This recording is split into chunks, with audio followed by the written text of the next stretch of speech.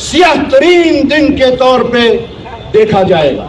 आप जानते हैं आज मुल्कगीर सतह पे जो एक कमर तोड़ महंगाई है उसके खिलाफ जो कॉन्स्टिट्यूशनल इंस्टीट्यूशंस जिनका बेजा इस्तेमाल किया जा रहा है, चाहे वो ईडी है, चाहे वो सीबीआई है, चाहे आईबी है, चाहे इनकम टैक्स है, उसके खिलाफ और अग्निपथ के तहत जो नाइंसाफी हमारे नौजवानों के साथ हो रही है अग्निपथ स्कीम के तहत, यह उसके खिलाफ है।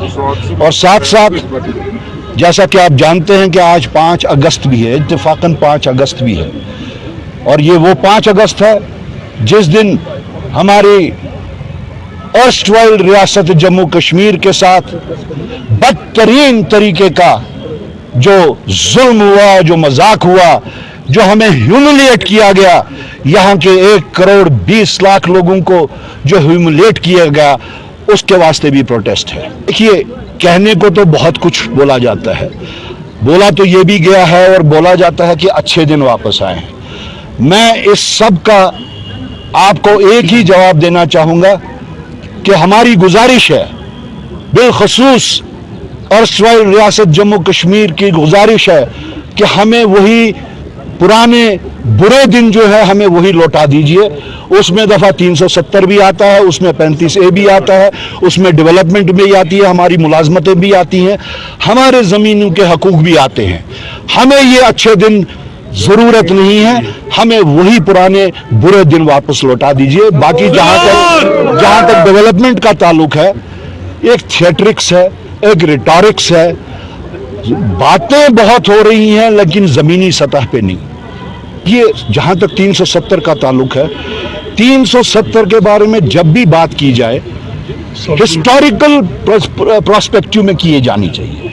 सबसे पहले ये कि ये एक नेगोशिएटेड आर्टिकल था, कोई ये ग्रांटेड आर्टिकल नहीं था, it was a negotiated article, और जिसके तहत हमें जितने भी इख्तियारात, हमें अब सबको पता है हमें क्या क्या इख्तियारात थे, वो ज़मीनों के थे, वो मुलाजमतों के थे, वो हमारे कल्चर को, हमारे रिलीजन को, हमारे जितने भी सकाफत है उसको प्रोटेक्ट करने के हकूक थे।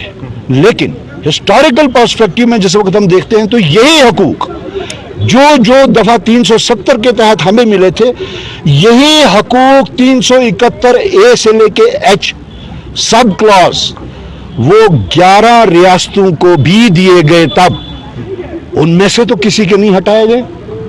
उनमें से जो नॉर्थ ईस्ट स्टेट्स है, हिमाचल है, उत्तराखंड है, अभी भी वहां पे ये है कि वहां पे कोई भी जमीन नहीं खरीद सकता। आसाम जैसी प्रोग्रेसिव स्टेट में भी कुछ डिस्ट्रिक्ट्स ऐसे हैं, मेघालय और इसमें मिजोरम में कुछ इलाके ऐसे हैं जहां आप बिना परमिट के भी नहीं जा सकते। हिंदुस्तान के दायरे में होने के बावजूद, हिंदुस्तान का एक का हिस्सा होने के बावजूद आप परमिट के बगैर नहीं जा सकते, जो परमिट सिस्टम यहां पे पहले लागू था। तो ये जो है ये एक डिस्क्रिमिनेशन है। और अब वापस लेने का जहां तक ताल्लुक है, इसके 2 ही रूट्स हैं, या पार्लियामेंट है और या जुडिशरी है। पार्लियामेंट में जब तक ये बीजेपी की ब्रूट मेजॉरिटी है, वो ब्रूट मेजॉरिटी के तहत आपको कभी 370 वो वापस नहीं देंगे।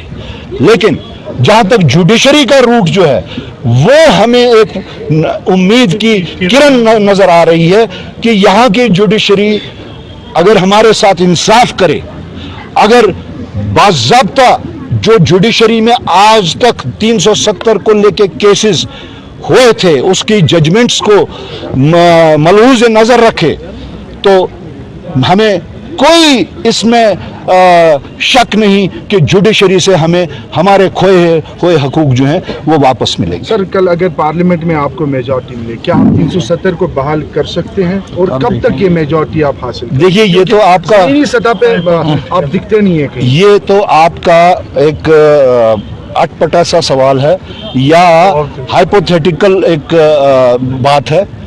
कांग्रेस पार्टी ही देने वाली है। जिस वक्त ये आर्टिकल 370 हो, 371 हो, भाजपा तक का तो कहीं नामो निशान नहीं था। आरएसएस जो थी वो एक अंडरग्राउंड कहिए या ओवरग्राउंड कहिए तहरीक के चला रही थी डिसरप्शन की। तो कांग्रेस से ये पूछना कि आप क्या करेंगे, ये मेरे ख्याल में अटपटा भी है, हाइपोथेटिकल। मेजॉरिटी कब आप हासिल करेंगे? देखिए ये तो लोगों के हाथ में है। जब भी वो वैसी पोजीशन में होगी वो उस वक्त की सिचुएशन के हिसाब से उस पे फैसला जरूर लेगी। Thank you.